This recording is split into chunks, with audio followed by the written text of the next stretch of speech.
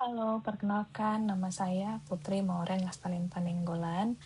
Di sini saya akan menjelaskan mengenai tugas manajemen SDM 2 dengan topik yang saya ambil yaitu terkait pengupahan insentif dan lingkungan kerja.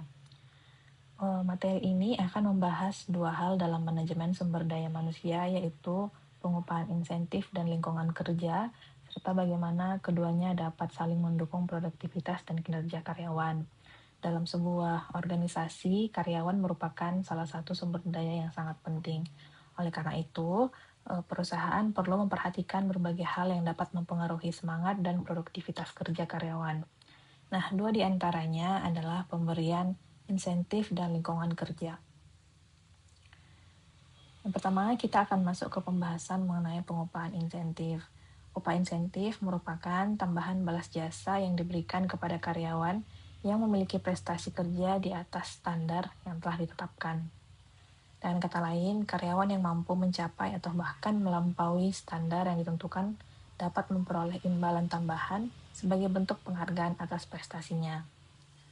Ada beberapa tujuan dari pemberian upah insentif. Yang pertama yaitu meningkatkan produktivitas, yaitu untuk mendorong karyawan bekerja lebih optimal sehingga produktivitas juga dapat meningkat.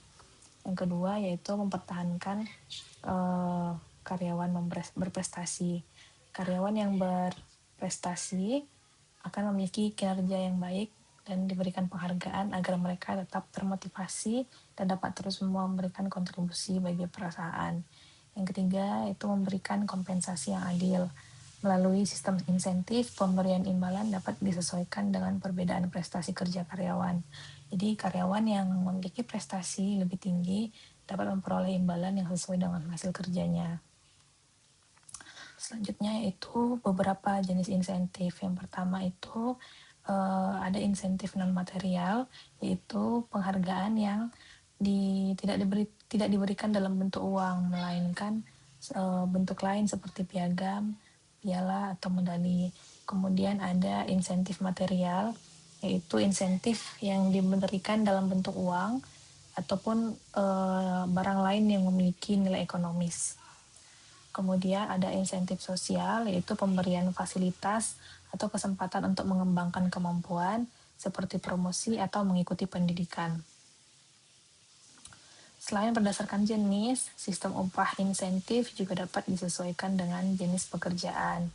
Untuk karyawan produksi, sistemnya dapat berupa price rate, yaitu berdasarkan jumlah unit yang dihasilkan, yaitu berdasarkan time bonus atau waktu yang dapat dihemat atau efisiensi waktu bekerja. Untuk karyawan non-produksi, khususnya tenaga penjualan, insentif dapat diberikan dalam bentuk gaji tetap berdasarkan hasil penjualan atau kombinasi antara gaji tetap dengan komisi. Sedangkan untuk seluruh karyawan terdapat bentuk insentif seperti kepemilikan saham dan profit sharing, yang yaitu pembagian keuntungan perusahaan kepada karyawan.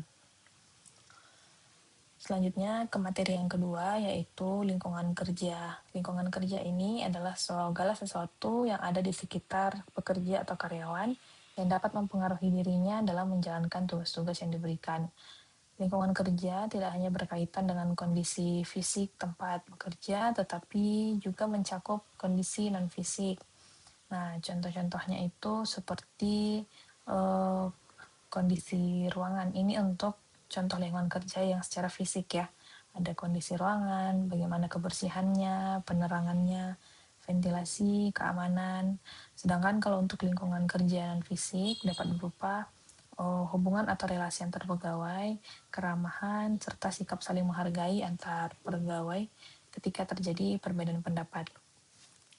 Lingkungan kerja yang baik akan membuat karyawan merasa lebih nyaman, aman, dan betah dalam menjalankan pekerjaannya. Kemudian, beberapa faktor yang dapat mempengaruhi lingkungan kerja antara lain kebersihan, keamanan, pewarnaan, ventilasi, kebisingan, penerangan, keramahan, sikap saling menghargai, dan lain-lain. Misalnya dari sisi pewarnaan yaitu menjelaskan bagaimana ruang kerja dapat menggunakan warna yang lebih dingin atau soft seperti warna krem atau abu-abu muda.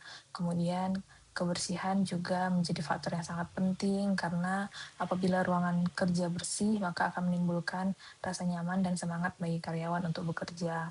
Kemudian keamanan juga sangat penting karena apabila di dalam kantor tidak dirasa aman maka akan menimbulkan kegelisahan bagi karyawan. Jadi berbagai faktor tersebut perlu diperhatikan agar tercipta lingkungan kerja yang nyaman dan mendukung karyawan dalam menjalankan tugas. Nah, jika kedua materi ini kita hubungkan, pengupahan, insentif, dan lingkungan kerja sama-sama memiliki peran dalam mendukung produktivitas karyawan. Insentif berperan sebagai bentuk penghargaan yang dapat mendorong karyawan untuk meningkatkan prestasi, sedangkan lingkungan kerja berperan dalam menciptakan kondisi yang nyaman dan mendukung. Jadi perusahaan tidak cukup hanya memberikan penghargaan kepada karyawan, tapi juga perlu memastikan bahwa karyawan bekerja dalam lingkungan yang nyaman, aman, dan kondusif. Dengan adanya penghargaan yang sesuai serta lingkungan kerja yang mendukung, karyawan diharapkan dapat bekerja dengan lebih semangat dan produktif.